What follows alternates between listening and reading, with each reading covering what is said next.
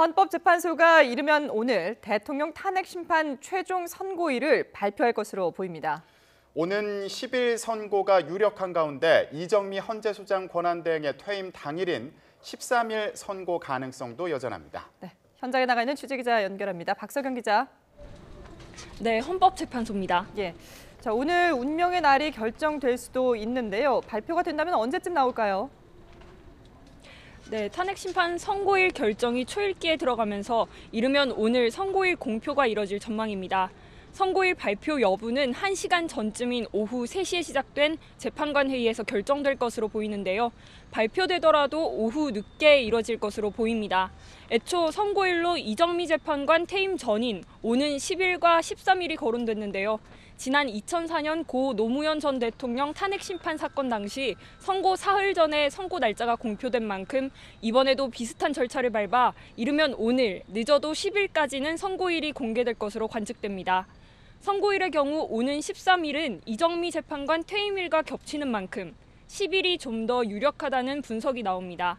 다만 13일 선고 역시 물리적으로 불가능한 것은 아니어서 재판관들의 의견 조율이 어떻게 이뤄지느냐가 관건입니다.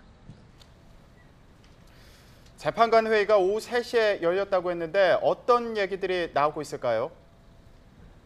네, 이정미 재판관 등 헌재 재판관 8명은 오늘 오전 9시쯤 출근했습니다. 모두 평소와 다를 바 없이 덤덤한 표정으로 아무 말 없이 사무실로 올라갔는데요. 지난주까지 재판관 회의는 오전 10시에 열렸었는데 이번 주부터는 오후 3시에 열리고 있습니다. 효율성을 고려한 건데 재판관들이 오전에 각자 검토한 자료를 정리한 뒤 회의에 임하기 위해서인 것으로 보입니다. 또 오전에 회의를 열면 점심시간 전까지 2시간 정도밖에 의견을 나누지 못하지만 오후에는 상대적으로 시간적 여유가 많기 때문으로 풀이됩니다. 모든 사안은 이 재판관 회의에서 결정되는데 오늘 회의에서는 앞서 말씀드렸듯이 탄핵 심판 선고일이 확정될지가 큰 관심사입니다. 헌법재판소 정문 앞에는 경찰이 배치돼 있고 출입할 때도 철저하게 신분을 확인하는 등 삼엄한 경비가 펼쳐지고 있습니다.